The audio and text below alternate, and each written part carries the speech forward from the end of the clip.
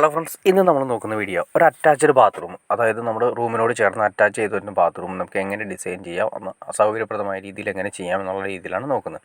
നമ്മളിവിടെ ചെയ്തിരിക്കുന്നതെന്ന് വെച്ചിട്ടുണ്ടെങ്കിൽ ആദ്യമേ കയറി വരുന്ന സ്ഥലത്ത് തന്നെ നമ്മൾക്ക് ഇപ്പോൾ ഡോറിൻ്റെ സൈഡിലായിട്ട് വാഷ് ബേസും കൊടുത്തിരിക്കുന്നു. പിന്നെ തൊട്ടപ്പുറത്ത് കുളിക്കുന്ന ഏരിയ, പിന്നെ ഒരു സൈഡിലായിട്ട് നമ്മൾ ക്ലോസറ്റിൻ്റെ ഏരിയ ആണ് കൊടുത്തിരിക്കുന്നത്. അത് വാൾ ഹാങ് ക്ലോസറ്റാണ് കൊടുത്തിരിക്കുന്നത്. വാൾ ഹാങ് ക്ലോസറ്റ് നമ്മൾ കൊടുത്തിരിക്കുന്നത് താഴെ നമുക്ക് 2 ഇഞ്ച് സ്പേസ് കിട്ടാവുന്ന രീതിയിലാണ്. അതായത് ക്ലീനിങ്ങും കാര്യങ്ങളൊക്കെ നല്ല സുഗമമായിട്ട് നടക്കുന്നതിന് വേണ്ടിയിട്ടാണ് വാൾ ഹാങ് കൊടുത്തിരിക്കുന്നത്. നമുക്ക് 2 രീതിയിലുള്ള ക്ലോസറ്റ് കിട്ടുന്നുണ്ട്. ഒന്ന് ഫ്ലോർ മൗണ്ടർ, അതായത് താഴെ ഭിത്തി താഴെ ഉറപ്പിക്കുന്ന ടൈപ്പും ഉണ്ട്, പിന്നെ അതുപോലെ തന്നെ വാളിൽ ഉറപ്പിക്കുന്ന ടൈപ്പും ഉണ്ട്. ഇത് നമ്മൾ കൊടുത്തിരിക്കുന്ന വാഷ് ബേസിൻ്റെ ഏരിയയാണ്. വാഷ് ബേസിൻ്റെ ഏരിയയിൽ നമ്മൾ ഹാഫ് പെഡസ്റ്റലാണ് കൊടുത്തിരിക്കുന്നത്. അതിൻ്റെ സൈഡിൽ തന്നെ ഒരു സ്വിച്ച് ബോർഡ് കൊടുത്തിട്ടുണ്ട്. സ്വിച്ച് ബോർഡ് നമുക്ക് വെള്ളം നനയാത്ത ഏരിയയിലായതുകൊണ്ട് നമുക്ക് കറണ്ടിൻ്റെ പ്രശ്നങ്ങളൊന്നും ഉണ്ടാകുന്നതല്ല. കാരണം വെച്ചിട്ടുണ്ടെങ്കിൽ എന്തെങ്കിലും അത്യാവശ്യമായിട്ട് വാഷ് ബേസിൻ്റെ ഏരിയയിൽ നമുക്ക് എന്തായാലും ഒരു പ്ലഗിൻ്റെ അത്യാവശ്യം ഉള്ളതുകൊണ്ട് നമ്മൾ പ്ലഗ് കൂടി കൊടുത്തിട്ടുണ്ട്. പിന്നെ ഒരു മിറർ ലാമ്പ് കൊടുത്തിട്ടുണ്ട്. പിന്നെ എക്സോസ്റ്റിൻ്റെ ഓപ്ഷൻ കൊടുത്തിട്ടുണ്ട്. പിന്നെ നമുക്ക് ഡൈവേർട്ടർ സിസ്റ്റമാണ് കൊടുത്തിരിക്കുന്നത്. ഡൈവേർട്ടർ സിസ്റ്റം എന്ന് വെച്ചിട്ടുണ്ടെങ്കിൽ ചൂടുവെള്ളവും പച്ചവെള്ളവും മിക്സ് ചെയ്യുന്ന രീതിയിലാണ്. ഒരുപാട് ടാപ്പുകളൊക്കെ മാക്സിമം ഒഴിവാക്കിക്കൊണ്ട് ഒറ്റ ലിവറിൽ തന്നെ ഇതെല്ലാം ഓപ്പറേറ്റ് ചെയ്യാവുന്ന രീതിയിലാണ്.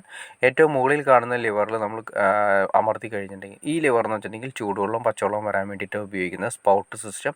മുകളിൽ കാണുന്നത് നമ്മുടെ ഷവറിലേക്കുള്ള ഓപ്ഷനാണ്. ഷവറിലേക്കുള്ള ഓപ്ഷൻ വരുന്നതിന് വേണ്ടിയിട്ടാണ് മുകളിൽ കാണുന്നത്. ഇത് നമ്മൾ ഉപയോഗിച്ചിരിക്കുന്ന ഡൈവേർട്ടർ ഏഷ്യൻ പെയിൻറ്റ്സിൻ്റെ തന്നെ പുതിയ മോഡലാണ് ഉപയോഗിച്ചിരിക്കുന്നത്. ഏഷ്യൻ പെയിൻറ്റ്സ് ഇതുപോലെ തന്നെ കമ്പനികൾ പ്ലംബിംഗ് മെറ്റീരിയൽസ് ഇറക്കി തുടങ്ങിയിട്ടുണ്ട്. അപ്പോൾ അതിൻ്റെ പുതിയ മോഡലാണ് നമ്മൾ ഉപയോഗിച്ചിരിക്കുന്നത്.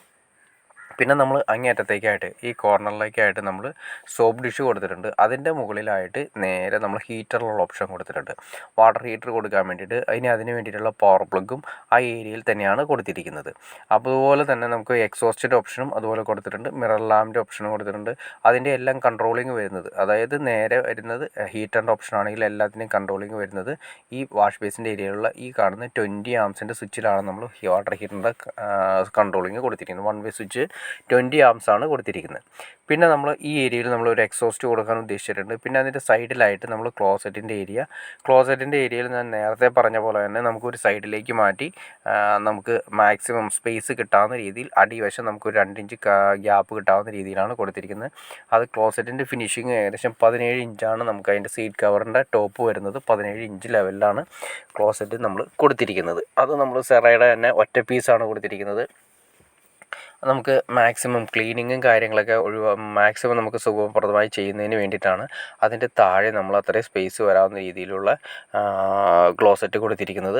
ഞാൻ നേരത്തെ പറഞ്ഞ പോലെ തന്നെ വാൾ ഹാങ്ങിങ് ഉണ്ട്, വാൾ ഹാങ്ങിങ് സിസ്റ്റം ഉണ്ട്, അതുപോലെ ഫ്ലോർ മൗണ്ടർ സിസ്റ്റം ഉണ്ട്. ഏറ്റവും നല്ലത്, കുറച്ചുകൂടി സേഫ്റ്റി ആയിട്ട് നമ്മൾ പറയാൻ ഉദ്ദേശിക്കുകയാണെങ്കിൽ ഏറ്റവും നല്ലത് ഫ്ലോർ മൗണ്ടറാണ്. കാരണം നിലത്ത് ഉറപ്പിക്കുന്ന ടൈപ്പാണ്. ക്ലീനിങ്ങിൽ ചെറിയൊരു പ്രോബ്ലം വരുന്നെങ്കിൽ സേഫ്റ്റി നമുക്ക് ഫ്ലോർ മൗണ്ടർ തന്നെയാണ്. ഇനി അതിൻ്റെ മെയിനായിട്ട് വരുന്നതെന്ന് വെച്ചിട്ടുണ്ടെങ്കിൽ ക്ലോസറ്റിൻ്റെ ഏരിയ നമുക്കൊരു 90 സെൻറ്റിമീറ്റർ വരുന്നുണ്ട്. കുളിക്കുന്ന ഏരിയ നമുക്കൊരു 100 സെൻറ്റിമീറ്റർ കൊടുത്തിട്ടുണ്ട്.